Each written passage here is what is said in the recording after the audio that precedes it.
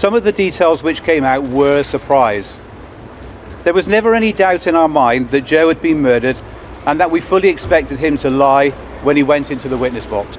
We saw no emotion or remorse or regret for what he did to Joe. Christmas morning 2010. Daniel and Rebecca Birch were walking their dog Roxy through the snowy trails near their home in Failand. They spoke of dinner later that night, but just beyond the tree line something waited.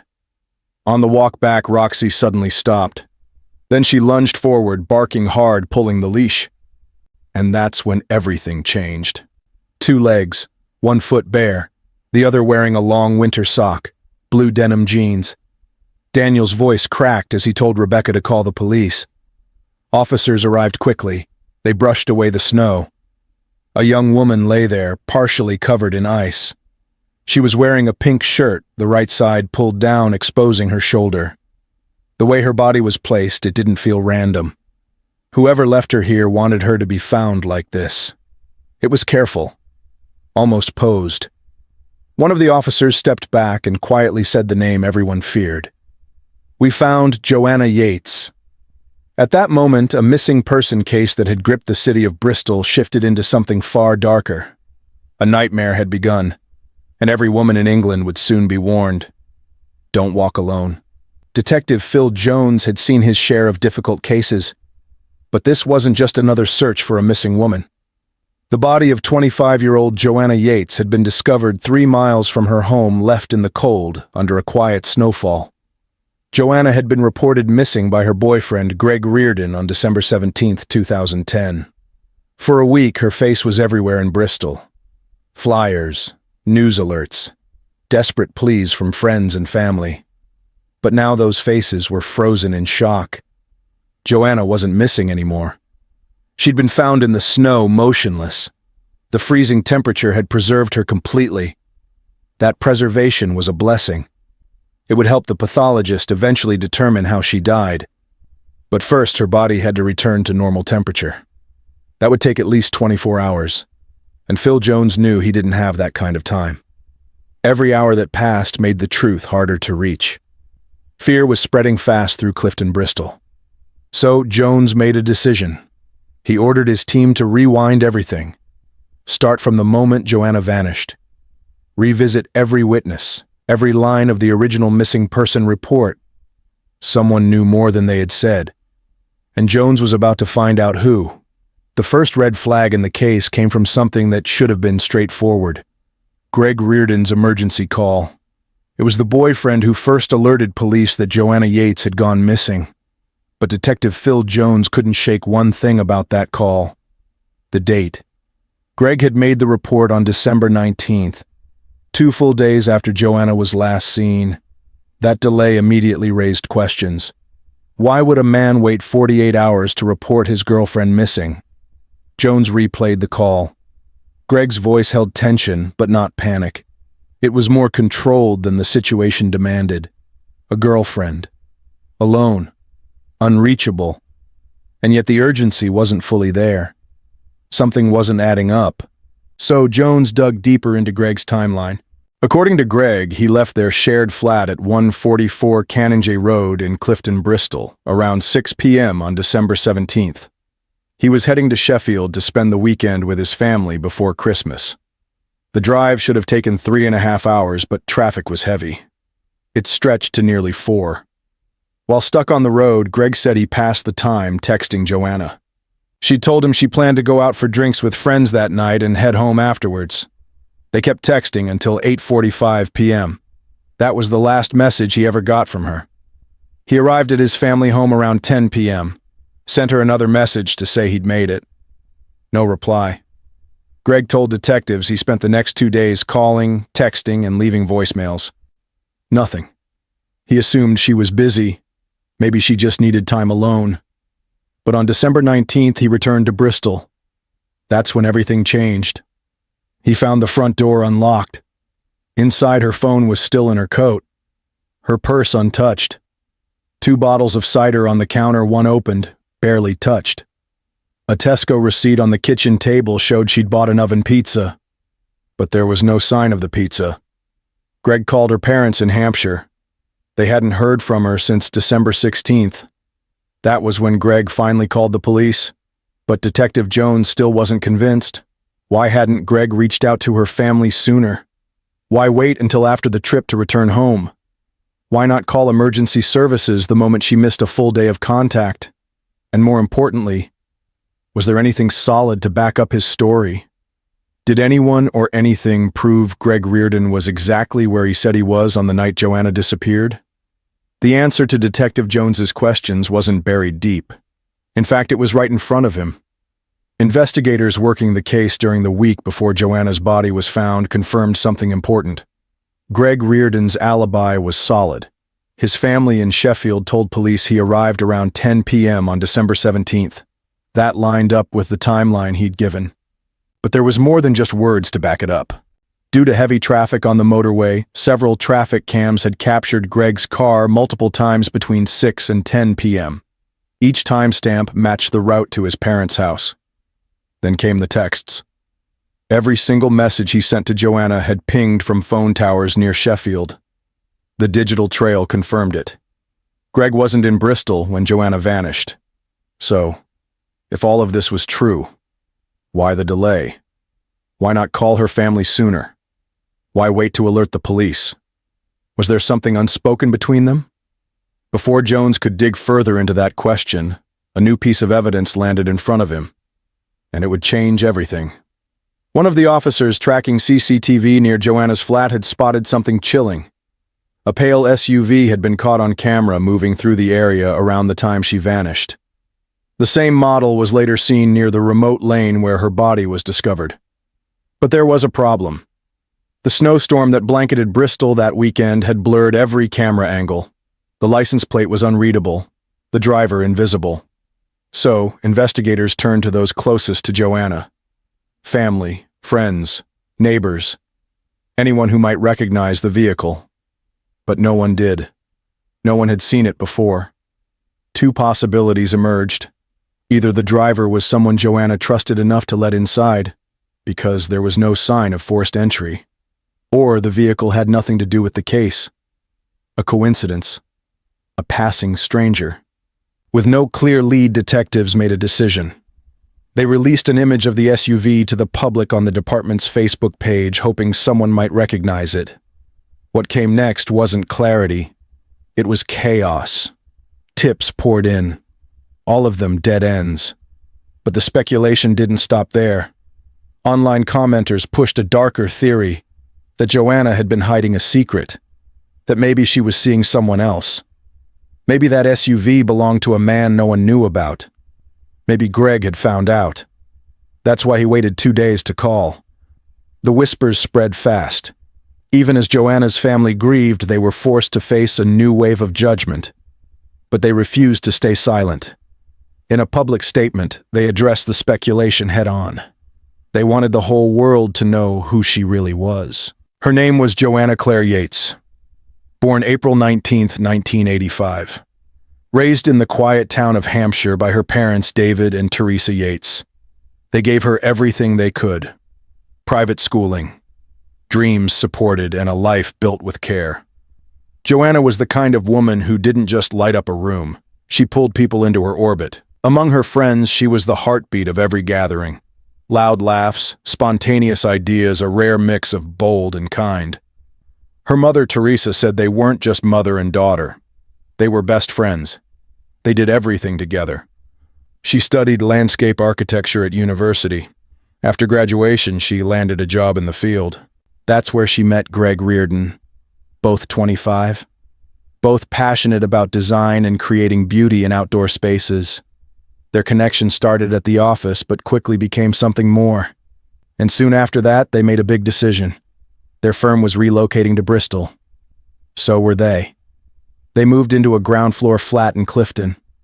Their families believed this was it. Greg and Joanna were building something real. And according to everyone who knew her, Joanna was loyal. She had no other romantic ties. Nothing hidden. Still, that didn't stop the rumors. The moment doubt entered the public's mind, the speculation grew louder.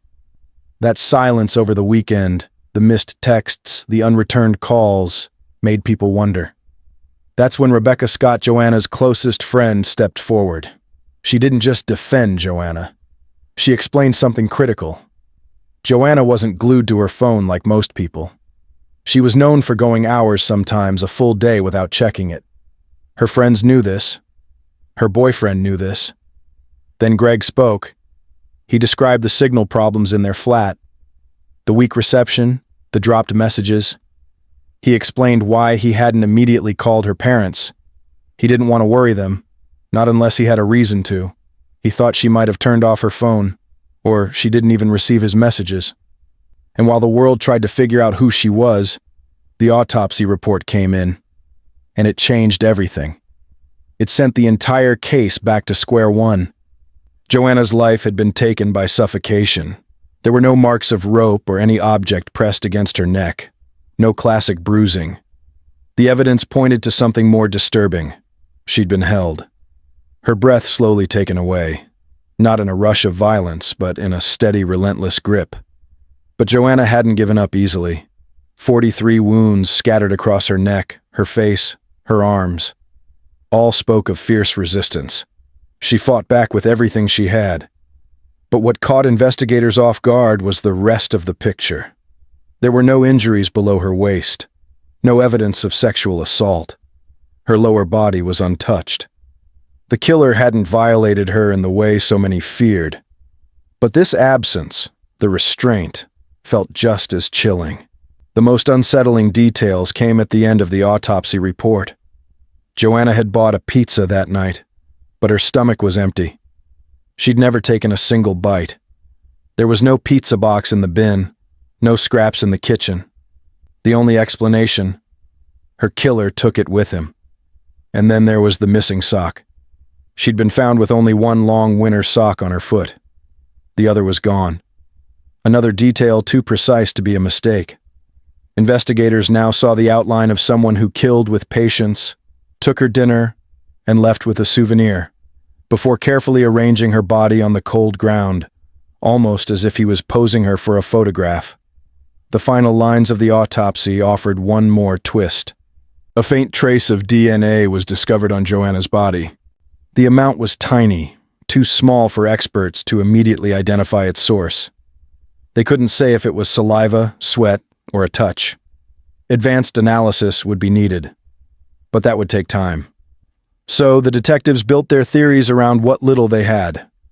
Someone had either followed Joanna to her door and slipped in behind her, or they'd already had a key. Either way, the killer was inside before she ever got the chance to lock up. With nothing left to chance, they would go back, frame by frame, through 80 hours of CCTV footage collected in the days before Joanna was found.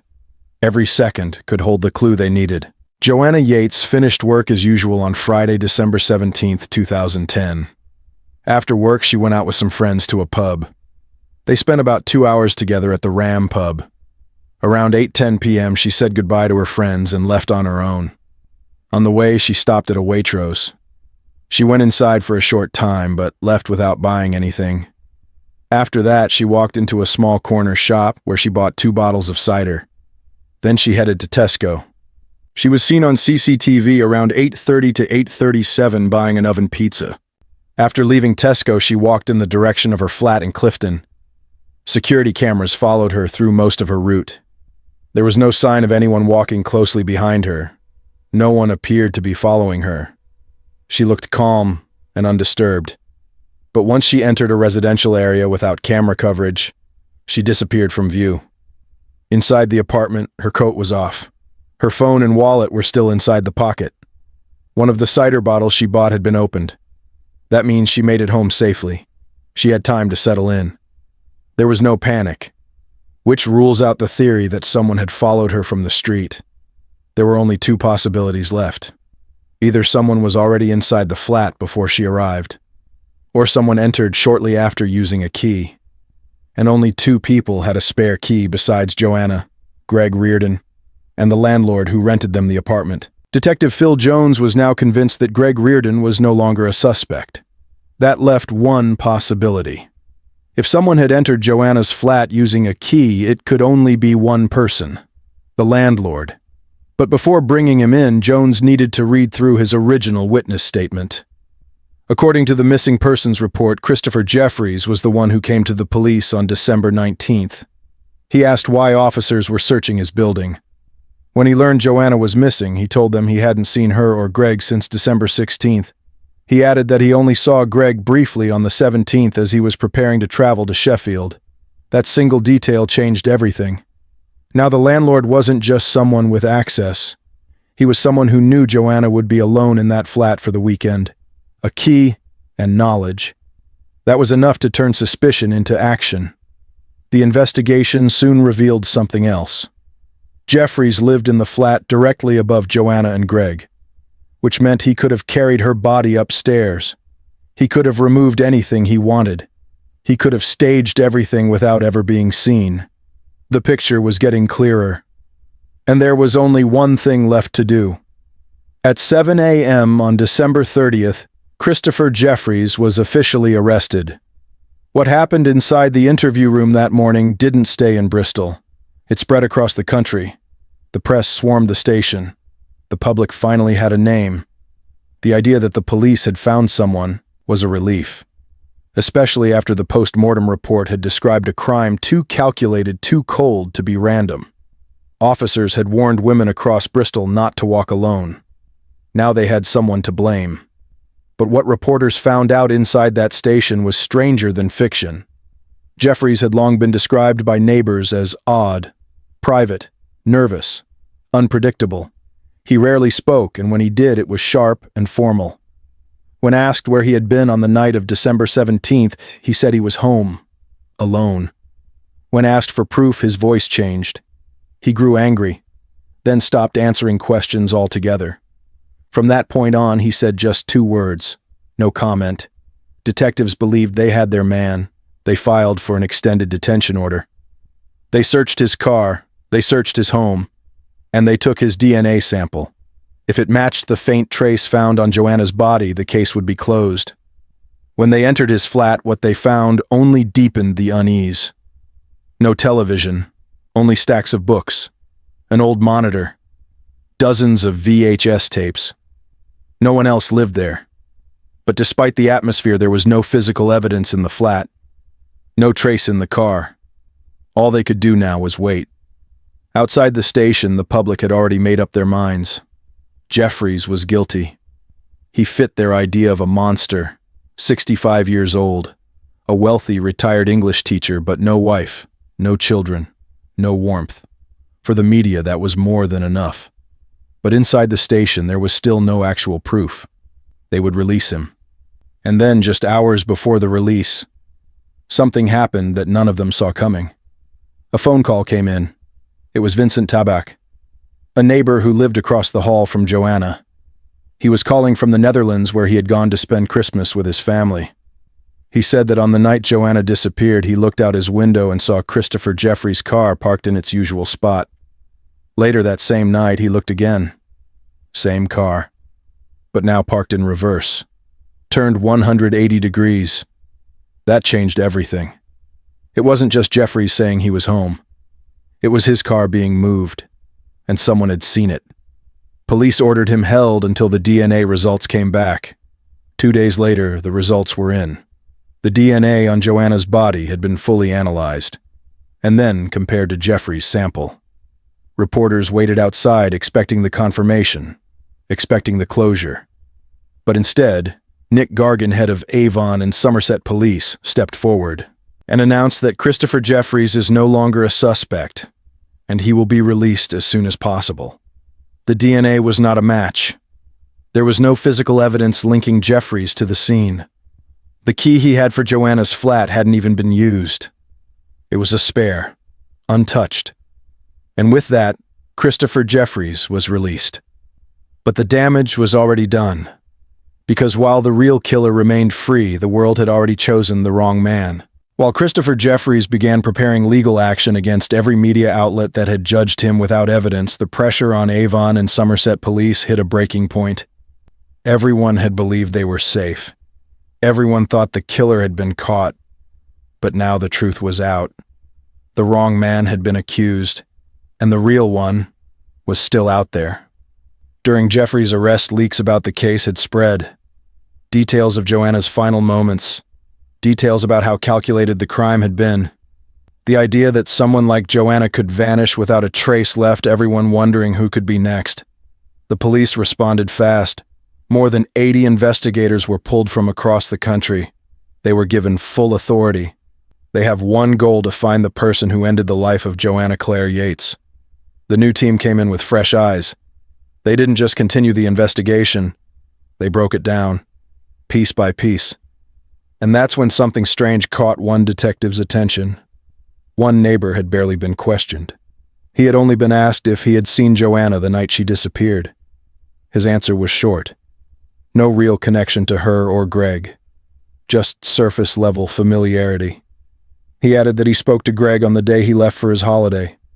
The man's name was Vincent Tabak, the same neighbor who had called the police from the Netherlands, the one who had claimed to see Christopher Jeffrey's car parked forward and later in reverse, the same man who claimed not to know Joanna or Greg well, even though he lived directly across from their flat, on the same floor, for over a year and a half, even though he had chatted with Greg recently. Does he also knew about Greg's plan for the weekend? And suddenly the man who had offered information started to look a lot more like someone hiding something. And the more they looked at Vincent Tabak, the more the pieces stopped feeling random. Greg was contacted again. He had never told Vincent the exact date he would be away. They had spoken long before the trip. He might have mentioned he was planning to visit family, but never confirmed the day. Yet on the day Greg left, Vincent had seen him with luggage. He knew he wouldn't be home. He knew Joanna would be alone. That was enough.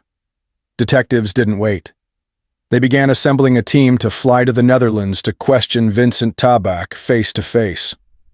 While that team prepared, another team dug into his background. What they found wasn't just unusual, it was unsettling. Vincent Tabak was born on February 10, 1978 in a town called Vechel in the south of the Netherlands. He was the youngest of 5, quiet, withdrawn, but he was brilliant in school. Vincent studied architecture and planning at Eindhoven University of Technology. After graduation, he rented an apartment near the red light district and lived there alone. Later, he earned a PhD in pedestrian dynamics and crowd modeling.